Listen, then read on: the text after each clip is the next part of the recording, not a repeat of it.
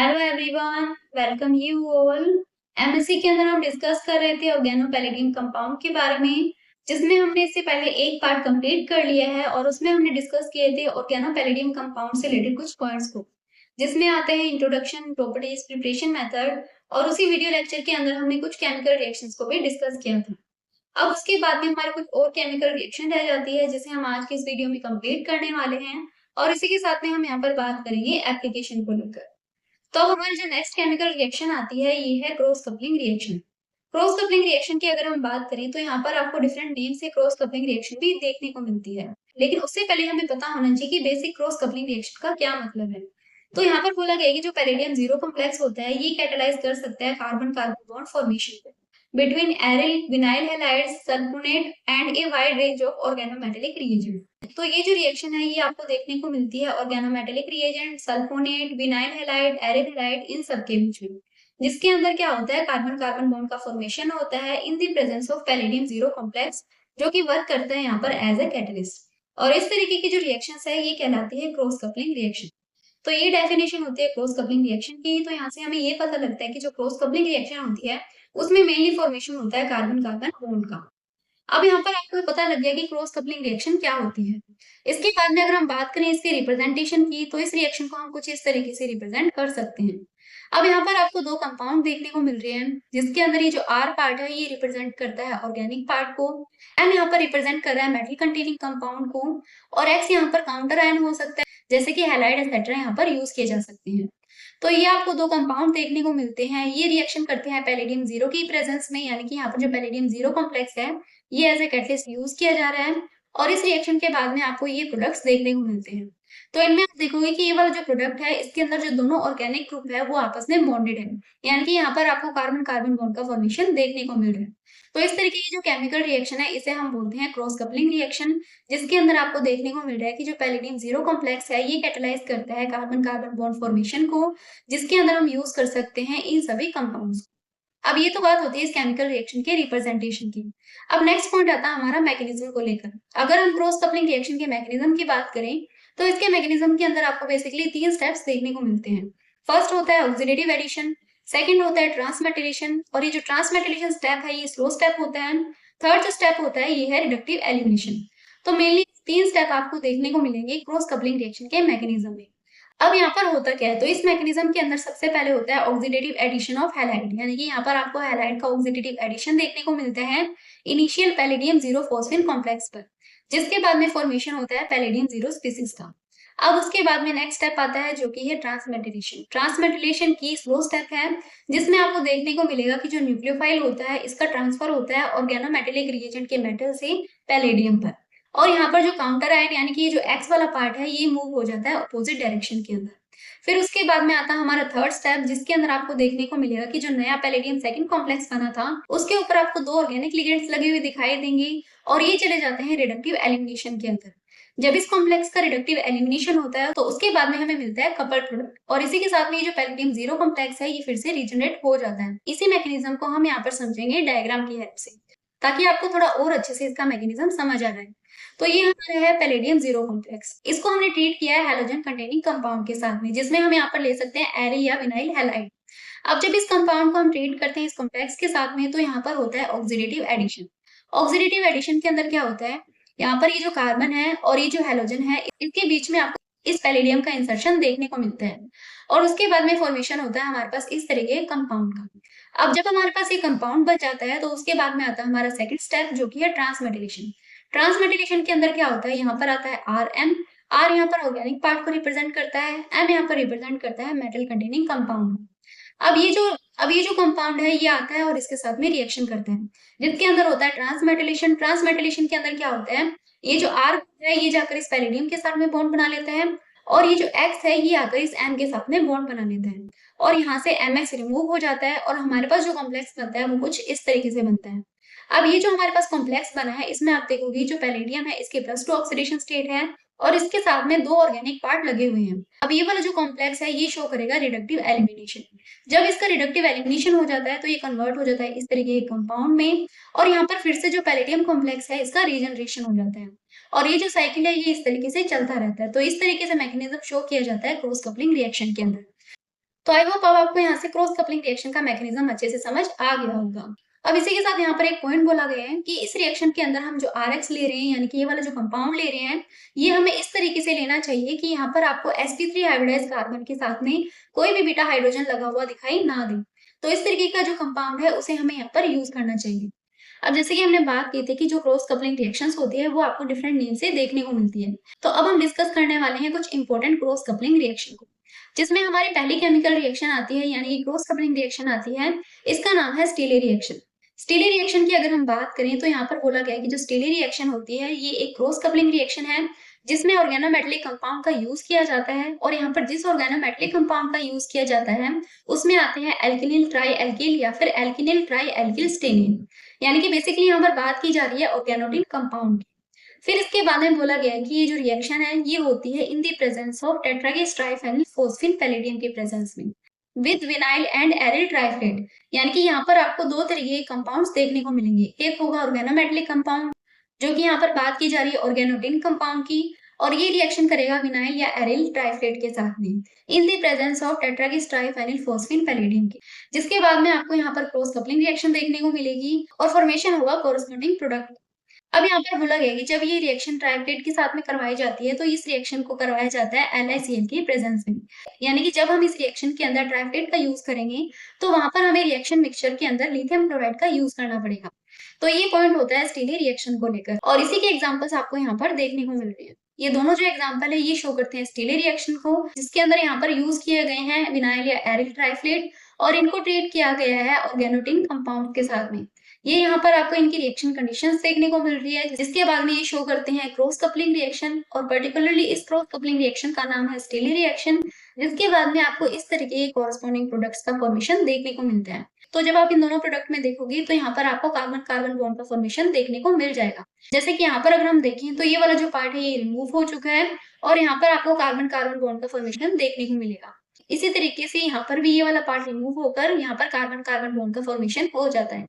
तो ये जो रिएक्शन है इसे हम बोलते हैं स्टीले रिएक्शन, जो कि एक क्रॉस कपलिंग रिएक्शन है। अब इसके बाद में आती है हमारी सेकंड रिएक्शन, जिसका नाम है सुजुकी रिएक्शन। सुजुकी रिएक्शन के बारे में हमें सबसे पहले ये पता होना चाहिए कि सुजुकी रिएक्शन क्या होती है।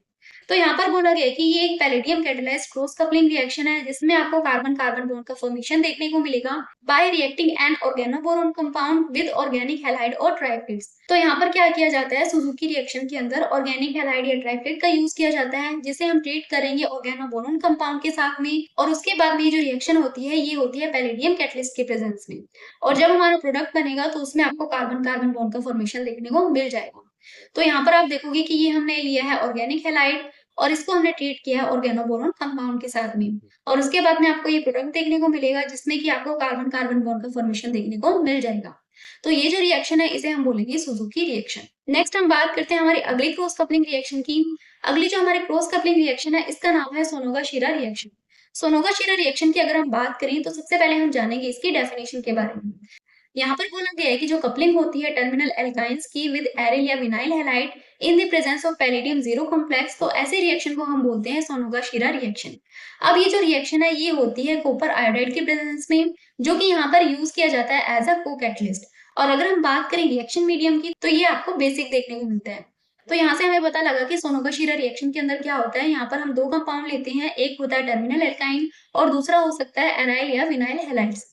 तो ये दोनों कंपाउंड आपस में रिएक्शन करते हैं इन the presence of palladium zero complex, और उसके बाद में फॉर्मेशन होता है हमारे कपल्ड प्रोडक्ट का, जिसमें कि आपको कार्बन कार्बन बॉन्ड देखने को मिलता है। और इस पर्टिकुलर रिएक्शन के अंदर जो रिएक्शन मीडियम होता है ये बेसिक होता है, और यहाँ पर जो कॉपर आयोडाइड है ये यूज किया जाता है एज अ को कैटलिस्ट। तो इसकी जो रिएक्शन रिप्रेजेंटेशन है वो आपको यहाँ पर देखने को मिल रही है, जिसमें यहाँ पर हम ले सकते हैं एरिल या विनाइल हैलाइड, और यहाँ पर ली गई है टर्मिनल एल्काइन। ये दोनों कंपाउंड रिएक्शन करते हैं इस रिएक्शन कंडीशन के अंदर। तो यहाँ पर आपको पैलेडियम जीरो कॉम्प्लेक्स देखने को मिल रहा है, यहाँ पर है कॉपर आयोडाइड जो कि यूज किया जाता है एज अ को कैटलिस्ट, और ये वाला जो कंपाउंड है ये रिएक्शन को बेसिक मीडियम के अंदर बनाए रखता है। तो उसके बाद में आपको इस तरह का कंपाउंड देखने को मिलता है जो कि हमारा कपल्ड प्रोडक्ट है, और इसमें आपको कार्बन कार्बन बॉन्ड का फॉर्मेशन देखने को मिल जाएगा। तो ये वाला जो पार्ट है यहाँ से रिमूव हो जाता है और आपको यहाँ पर कार्बन कार्बन बॉन्ड का फॉर्मेशन देखने को मिल जाता है। तो ये थी हमारी थर्ड क्रॉस कपलिंग रिएक्शन जिसका नाम है सोनोगा-शिरा रिएक्शन। अब इसके बाद में आती है हमारी नेक्स्ट क्रॉस कपलिंग रिएक्शन जिसका नाम है नेगेशी रिएक्शन। नेगेशी रिएक्शन की अगर हम बात करें तो यहाँ पर बोला गया है कि ये जो रिएक्शन है ये वाइडली यूज की जाती है ऑर्गेनिक केमिस्ट्री के अंदर जब फॉर्मेशन करना हो कार्बन कार्बन बॉन्ड का। यानी कि ऑर्गेनिक केमिस्ट्री के अंदर जब कार्बन कार्बन बॉन्ड का फॉर्मेशन करना हो तो उसके लिए जो सबसे ज्यादा यूज की जाने वाली रिएक्शन है उसका नाम है नेगेशी रिएक्शन। क्योंकि ये जो रिएक्शन है ये अलाउ करती है coupling of various organic halide. यानी कि वेरियस ऑर्गेनिक हैलाइड के साथ में कपलिंग रिएक्शन अलाउ करती है जिसमें आते हैं aryl, vinyl, allyl halide with organozinc compound. इसका मतलब है आपको यहाँ पर दो कंपाउंड देखने को मिलते हैं, एक होंगे हैलाइड जिसमें यूज किए जा सकते हैं एरिल, विनाइल और एलाइल हैलाइड्स और दूसरा होगा ऑर्गेनोजिंक कंपाउंड। तो जब ये आपस में रिएक्शन करेंगे तो फॉर्मेशन करेंगे अनसिमेट्रिकल बाई एरेज का। तो यहाँ पर आपको अनसिमेट्रिकल बाई एरेज देखने को मिलेंगी और इसी के साथ में आपको अदर कॉम्प्लेक्स ऑर्गेनिक मॉलिक्यूल का फॉर्मेशन भी यहाँ पर देखने को मिल जाता है। तो ये जो रिएक्शन है इसे हम बोलते हैं नेगेशी रिएक्शन। अगर हम यहाँ पर शॉर्ट में बोले तो इस रिएक्शन में क्या होता है, ऑर्गेनिक हैलाइड या ट्राइफ्लेट का कपल्ड होता है ऑर्गेनोजिंक कंपाउंड के साथ में। इसके बाद में फॉर्मेशन होता है कार्बन कार्बन बॉन्ड का इस प्रोसेस के अंदर। और इस प्रोसेस के अंदर जो जनरली कैटलिस्ट का यूज किया जाता है वो होती है पैलेडियम स्पीसीज। लेकिन कई बार क्या होता है जो निकल है इसका भी यूज किया जा सकता है। तो यहाँ पर आपको पता लगा कि नेगेशी रिएक्शन क्या होती है। अब अगर हम बात करें नेगेशी रिएक्शन के रिप्रेजेंटेशन की तो ये आपको यहाँ पर रिप्रेजेंटेशन देखने को मिल रही है। इसमें आपको ये कंपाउंड देखने को मिल रहा है जिसमें हम ले सकते हैं एरिल हैलाइड, विनाइल हैलाइड या फिर एलाइल हैलाइड। तो ये डिफरेंट कंपाउंड्स हम यहाँ पर यूज कर सकते हैं आरएक्स की जगह। और यहाँ पर आपको देखने को मिल रहा है ऑर्गेनोजिंक कंपाउंड। और यहाँ पर जो हमने कैटलिस्ट लिए हैं उसमें आते हैं पैलेडियम स्पीसीज या फिर आप यहाँ पर निकल स्पीसीज का भी यूज कर सकते हो। तो ये आपको डिफरेंट कैटलिस्ट देखने को मिल जाते हैं नेगेशी रिएक्शन के अंदर जिसका हम यूज कर सकते हैं। और जब आप प्रोडक्ट देखोगे तो यहाँ पर आपको देखने को मिलेगा इस तरीके का प्रोडक्ट जिसमें जो दोनों ऑर्गेनिक पार्ट है वो आपस में बॉन्डेड है। यानी कि यहाँ पर जो कार्बन कार्बन बॉन्ड है इसका फॉर्मेशन हो चुका है। तो ये जो रिएक्शन है ये काफी इंपॉर्टेंट रिएक्शन है ऑर्गेनिक केमिस्ट्री के अंदर। तो अभी तक हमने जितने भी क्रॉस कपलिंग रिएक्शन देखी उन सभी के अंदर हमने क्या देखा कि कार्बन कार्बन बॉन्ड का फॉर्मेशन होता है और यहाँ पर जो न्यूक्लियोफिलिक पार्ट है वो डिफरेंट होती है जिसकी बेसिस पर क्या होता है जो रिएक्शन का नेम है वो भी चेंज होता रहता है। जैसे कि अगर हमारे पास न्यूक्लियोफिलिक पार्ट अगर हम लेते हैं ऑर्गेनोस्टेनिन तो उसका नाम हो जाएगा स्टीले रिएक्शन। अगर हमारे पास न्यूक्लियोफिलिक पार्ट होगा ऑर्गेनोबोरोन तो उसका नाम हो जाएगा सुजुकी रिएक्शन। ऑर्गेनोजिंक स्पीसीज अगर हम यूज करते हैं तो उसका नाम होगा नेगेशी रिएक्शन। अगर हम वहां पर लेते हैं एल्किनिल मेटल स्पीसीज तो वो कहलाएगी सोमोगा-शिरा रिएक्शन। और अगर क्रॉस कपलिंग रिएक्शन के अंदर यूज किया जाएगा एल्कीन का तो वो कहलाएगी हैग रिएक्शन। अब यहाँ पर बोला गया है कि जो इनोलेट है इसे भी हम यूज कर सकते हैं इन रिएक्शन के अंदर एज अ न्यूक्लियोफिलिक कंपोनेंट। तो ये भी एक इंपॉर्टेंट पॉइंट है क्रॉस कपलिंग रिएक्शन से रिलेटेड। तो ये बात होती है हमारी क्रॉस कपलिंग रिएक्शन की। अब इसके बाद में आती है हमारी नेक्स्ट केमिकल रिएक्शन जिसका नाम है nucleophilic substitution reaction of allied derivatives. तो ये हमारी फिफ्थ केमिकल रिएक्शन है और इसमें बोला गया है कि जो एलिल कंपाउंड जिसके अंदर आपको nucleophilic group as a leaving group लगा हुआ दिखाई देता है ये दूसरे न्यूक्लियोफाइल के साथ में रिएक्शन करता है और शो करता है न्यूक्लियोफिलिक सब्स्टिट्यूशन रिएक्शन। और ये जो रिएक्शन होती है ये होती है पैलेडियम जीरो कॉम्प्लेक्स की प्रेजेंस में। यानी कि यहाँ पर जो एज ए कैटलिस्ट यूज किया जाएगा वो होगा पैलेडियम जीरो कॉम्प्लेक्स। और इस रिएक्शन को हम रिप्रेजेंट करते हैं कुछ इस तरीके से। तो यहाँ पर आप देखोगे कि ये वाला जो पार्ट है ये रिप्रेजेंट करता है एलाइल डेरिवेटिव को। यानी कि ये एक एलाइल कंपाउंड्स है जिसमें आपको ये जो एक्स है ये रिप्रेजेंट करता है एज ए लिविंग ग्रुप। यानी कि ये जो एक्स है ये यहाँ पर है न्यूक्लियोफिलिक पार्ट। अब ये जो कंपाउंड है ये रिएक्ट करेगा किसी दूसरे न्यूक्लियोफाइल के साथ में in the presence of palladium complex जिसके बाद में आपको यहाँ पर न्यूक्लियोफिलिक सब्स्टिट्यूशन रिएक्शन देखने को मिलती है और फॉर्मेशन होता है हमारे पास कुछ इस तरह के कंपाउंड का। तो यहाँ पर आप देखोगे कि ये वाला जो न्यूक्लियोफाइल है इसने रिप्लेस कर दिया है इस पहले वाले न्यूक्लियोफाइल को और खुद आकर यहाँ पर इसने बॉन्ड बना लिया है। तो आपको कुछ इस तरीके से कंपाउंड देखने को मिलता है एज अ प्रोडक्ट। तो ये थी हमारी फिफ्थ केमिकल रिएक्शन। तो अभी तक हमने जितने भी केमिकल रिएक्शन डिस्कस किए हैं वो सभी दी गई है पैलेडियम जीरो कॉम्प्लेक्स के द्वारा। अब इसके बाद में हमारा आता है नेक्स्ट पॉइंट जिसके अंदर हम बात करेंगे उन केमिकल रिएक्शंस की जो कि दी जाती है पैलेडियम सेकंड कॉम्प्लेक्स के द्वारा। और इसी से रिलेटेड आता है हमारा फर्स्ट पॉइंट जिसमें बात की जा रही है ट्रांजिशन मेटल कैटलाइज्ड रिएक्शन की। तो यहाँ पर ये जो ट्रांजिशन मेटल है इनकी इंपॉर्टेंस आपको देखने को मिलेगी। काफी सारी ऐसी रिएक्शंस होती है जो नॉर्मल कंडीशन के अंदर नहीं करवाई जा सकती। तो अगर वहां पर ट्रांजिशन मेटल का यूज किया जाता है तो जब वो ट्रांजिशन मेटल के द्वारा रिएक्शन कैटलाइज की जाती है तो वो जो रिएक्शन है वो फैसिलिटेट हो जाती है। यानी कि जो रिएक्शन पहले नॉर्मल कंडीशन के अंदर नहीं हो रही थी अब वो ट्रांजिशन मेटल को एज अ कैटलिस्ट यूज करने पर हो रही है। अब इसी से रिलेटेड अगर हम एग्जांपल की बात करें तो यहाँ पर हम एग्जांपल लेते हैं आइसोलेटेड डबल बॉन्ड का। आइसोलेटेड डबल बॉन्ड की अगर हम बात करें तो अगर ये आइसोलेटेड डबल बॉन्ड किसी के साथ में कॉन्जुगेशन के अंदर प्रेजेंट हो जैसे कि मान लीजिए ये सभी ग्रुप्स आप देख पा रहे हो कि ये सभी कॉन्जुगेटिंग ग्रुप हैं। अगर ये ग्रुप आपको डबल बॉन्ड के साथ में लगे हुए दिखाई देते हैं तो वहां पर क्या होता है ये जो ग्रुप है ये प्रमोट करते हैं न्यूक्लियोफिलिक अटैक को। लेकिन अगर ये ग्रुप ना हो तो वो रिएक्शन आपको देखने को नहीं मिलेगी। तो इसी को हम देखते हैं कि कैसे रिप्रेजेंट कर सकते हैं। तो यहाँ पर आपको देखने को मिल रहा है, ये है आइसोलेटेड डबल बॉन्ड और इसके साथ में आपको ये कॉन्जुगेटिंग ग्रुप लगा हुआ दिखाई दे रहा है। अब यहाँ पर क्या होगा, कॉन्जुगेशन की वजह से क्या होता है, जो इलेक्ट्रॉन डेंसिटी है वो इधर की तरफ शिफ्ट हो जाती है और जो न्यूक्लियोफाइल है ये आकर इजिली यहाँ पर अटैक कर सकता है और आपको इस तरीके से प्रोडक्ट देगा। लेकिन अगर मान लीजिए आपको यहाँ पर आइसोलेटेड डबल बॉन्ड देखने को मिले और इसके साथ में कोई भी कॉन्जुगेटिंग ग्रुप लगा हुआ ना हो, तो आपको पता है कि यहाँ पर जो इलेक्ट्रॉन डेंसिटी है वो एज इट इज रहेगी, जिसकी वजह से ये जो न्यूक्लियोफाइल है ये आकर यहाँ पर अटैक नहीं कर पाएगा और आपको यहाँ पर कोई भी तरीके की रिएक्शन देखने को नहीं मिलेगी। सेम इसी तरीके की रिएक्शन की बात की जा रही है ऑर्गेनोपैलेडियम कंपाउंड से रिलेटेड। यहाँ पर बोला गया है कि जब एल्कीन के साथ में कोऑर्डिनेट करवाया जाता है ट्रांजिशन मेटल को, जैसे कि पैलेडियम सेकंड को, तो ये क्या होता है, रिएक्शन की जो रिएक्टिविटी है उसे ड्रामेटिकली चेंज कर देता है। यानी कि अब यहाँ पर क्या होगा, जो इलेक्ट्रॉन डेंसिटी है वो चली जाती है मेटल की तरफ, यानी कि जो पाई ऑर्बिटल्स है एल्कीन के, वहां से अब जो इलेक्ट्रॉन डेंसिटी है वो दूर जा चुकी है। यानी कि अब यहाँ पर आपको इलेक्ट्रोफिलिक कैरेक्टर देखने को मिलेंगे, जिसकी वजह से क्या होगा, जो आने वाला न्यूक्लियोफाइल है वो आकर यहाँ पर इजिली अटैक कर पाएगा और उसके बाद में आपको इस तरीके का प्रोडक्ट देखने को मिल रहा है। तो यहाँ पर आप देख पा रहे हो कि ये जो पैलेडियम है ये क्या करेगा, ये जो इलेक्ट्रॉन डेंसिटी है इसे अपनी तरफ खींच लेगा, जिसकी वजह से क्या होगा, जो एल्कीन पर पाई बॉन्ड है उसके ऊपर इलेक्ट्रॉन डेंसिटी कम हो जाएगी, जिसकी वजह से जो आने वाला न्यूक्लियोफाइल है वो आकर इस पर इजिली अटैक कर पाएगा। तो ये थी हमारी फर्स्ट रिएक्शन, जिसके अंदर बात की जा रही है ट्रांजिशन मेटल को एज ए कैटलिस्ट यूज करने की।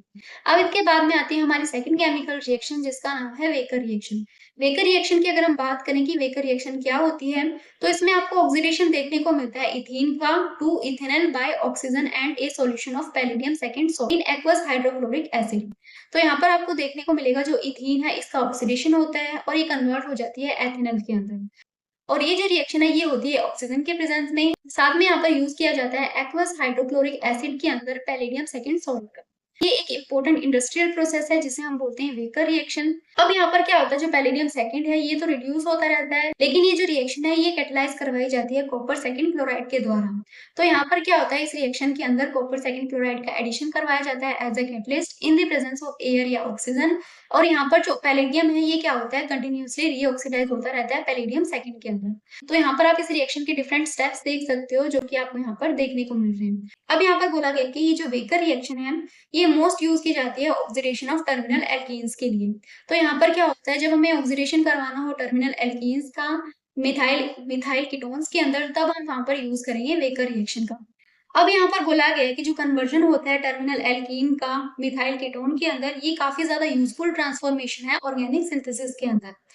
और उसके बाद में यहाँ पर कुछ पॉइंट्स दिए गए हैं रिएक्शन कंडीशन को लेकर। तो ये जो रिएक्शन है इसके अंदर हम एज ए सॉल्वेंट लेते हैं DMF, जिसके अंदर हम यूज कर सकते हैं पैलेडियम सेकंड क्लोराइड का as a catalyst with copper second या कॉपर फर्स्ट क्लोराइड, और साथ में यहाँ पर लिया जाता है 1 एटमॉस्फेयर ऑफ ऑक्सीजन।